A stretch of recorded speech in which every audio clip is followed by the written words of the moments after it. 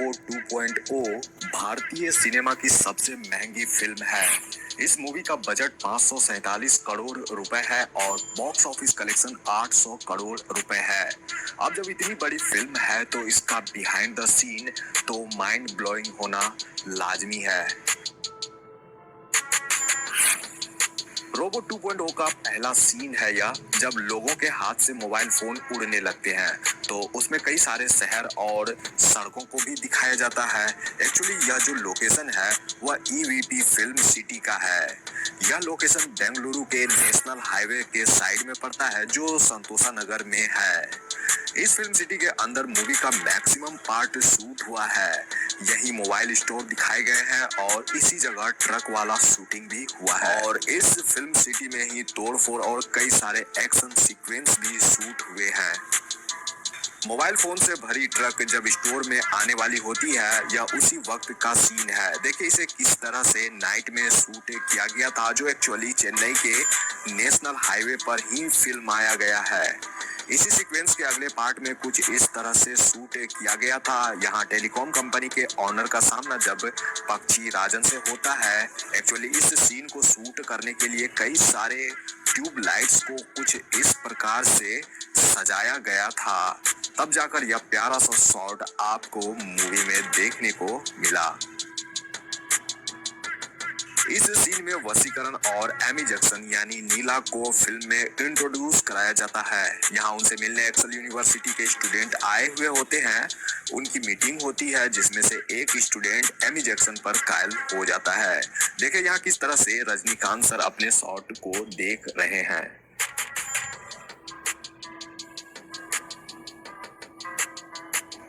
Film में यह उस समय का सीन है जब पक्षीराजन मिलिट्री पर हमला करता है। इस सीन को शूट करने के लिए डुप्लीकेट टैंक्स बनाए गए थे ताकि उसे शूटिंग के दौरान विस्फोट कराया जाए। बिल्कुल ऐसा ही हुआ क्योंकि यहाँ इस शूटिंग के लिए 2 विस्फोट कराए गए थे, टैंकों की और एक कार की, जो बिल्कुल रियल थे।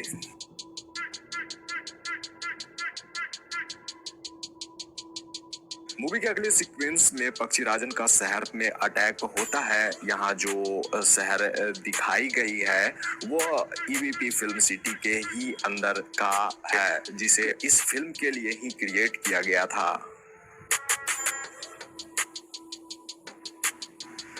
एंड बाकी बिल्डिंग्स में जितनी भी तोड़फोड़ हुई जो सीन है उसे वीएफएक्स स्टूडियो में तैयार किया गया था। साथ ही चिट्टी द्वारा किए गए कुछ एक्शन सीक्वेंस 3D मॉडलिंग से भी क्रिएट किए गए हैं। द फ्लोर नामक एक हॉलीवुड कंपनी ने इस मूवी के लिए विजुअल वर्क किया है। इस पूरी फिल्म के लिए उनके 1000 वीएफएक्स आर्टिस्ट की टीम थी। इस दौरान उन्होंने 1360 विजुअल शॉट्स तैयार किए थे। That's amazing. एक्चुअली रोबो 2.0 पहली भारतीय फिल्म है जिसे पूरी तरह से 3D में बनाया गया है। मेरे कहने का मतलब यह है कि कोई भी फिल्म पहले 2D में शूट होती है, फिर उसे कंप्यूटर ग्राफिक्स की मदद से 3D में बदला जाता है, बट रोबो 2.0 के साथ ऐसा बिल्कुल भी नहीं हुआ। ब्लेंडर, रिविट और माया सॉफ्टवेयर से फिल्म को पहले 3D एनिमेशन में बनाया गया था। यूं तो मूवी में आपको कई सारे ऐसे सीन देखने को मिल जाएंगे जो रियल है ही नहीं। इन सारे शॉट्स को सीजीआई के द्वारा ही किया गया है।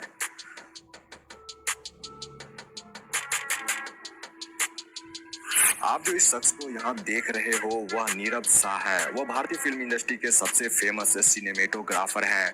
उन्होंने धूम 2, वाली मैं और टाइगर सीरीज के लिए भी सिनेमेटोग्राफी करी है। उन्होंने क्रिस्टोफर नोलन की टेनेट की मुंबई वाली शूटिंग को भी सिनेमेटोग्राफी करी थी।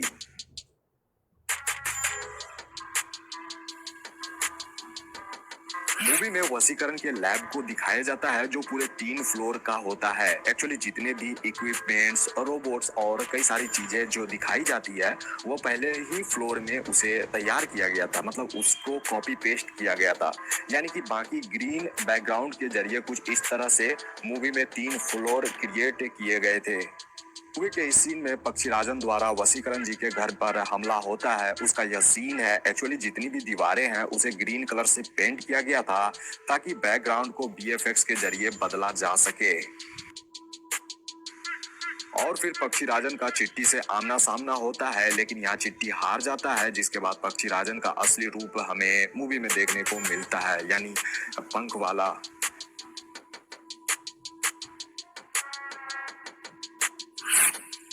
पक्षीराजन के बाद फिल्म में चिट्टी का नया अवतार होता है, यानी रोबोट 2.0। उसका चाल ढाल और रेड कलर के बाल, यानी सब कुछ ही नया। यहाँ रजनीकांत सर अपना शॉट देखकर हंस रहे हैं।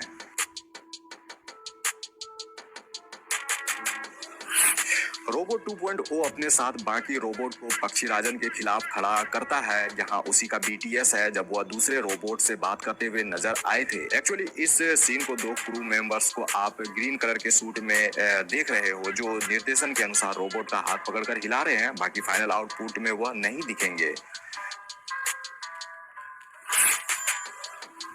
मूवी का क्लाइमेक्स एक स्टेडियम में फिल्माया गया है। मैं आपको बता दूं कि यह जो लोकेशन है वो एक्चुअली दिल्ली में स्थित जवाहरलाल नेहरू स्टेडियम का ही सीन है। इस लोकेशन पर 3 तरह से शूटिंग हुई थी। पहली शूटिंग में स्टेडियम भरी हुई थी, जिसे बाहरी लोगों से भरा गया था ताकि कुछ पार्ट की शूटिंग हो सके। उसके बाद जितने भी लोग स्टेडियम में थे वो सारे क्रू मेंबर्स और कलाकार ही थे। जब पक्षीराजन के पास रोबोट 2.0 आता है तभी का यह सीन है। एक्चुअली वह एक ऑक्टोपस कैमरे को पकड़कर बीच फील्ड तक पहुंचता है, वहीं उसके पीछे कैमरामैन भी इस तरह से आता दिखेगा। पक्षीराजन के पंख उगने और गायब होने की शूटिंग को एक स्टूडियो में ही शूट कर लिया गया था, जिसके बाद उसे जो ट्रांजिशन इफेक्ट के जरिए रिप्लेस और ऐड किया जाता है। वैसे तो मूवी का maximum scene Jawaharlal Nehru stadium Delhi में ही हो गया था। बाकी जितने भी तोड़-फोड़ आपने देखा था उसके लिए एक अलग सा स्टेडियम जैसा सेट तैयार किया गया था। बाकी की शूटिंग वहीं पर हुई थी।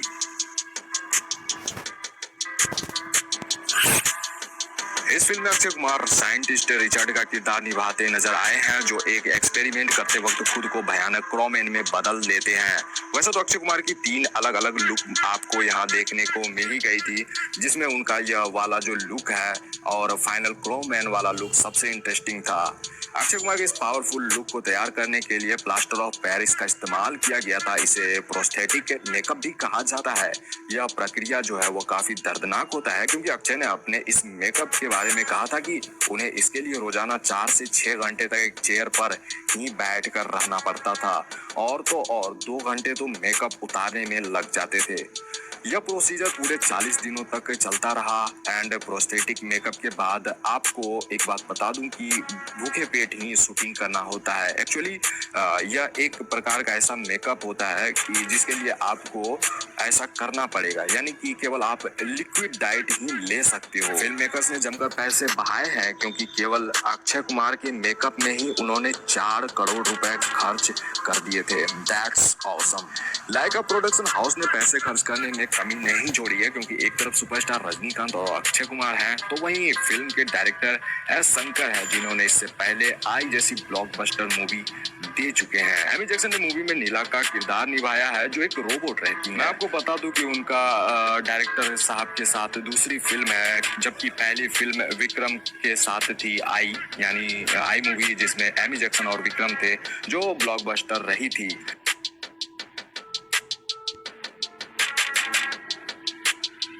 यहाँ आप एमी जैक्सन को एक रोबोट में ट्रांसफॉर्म होते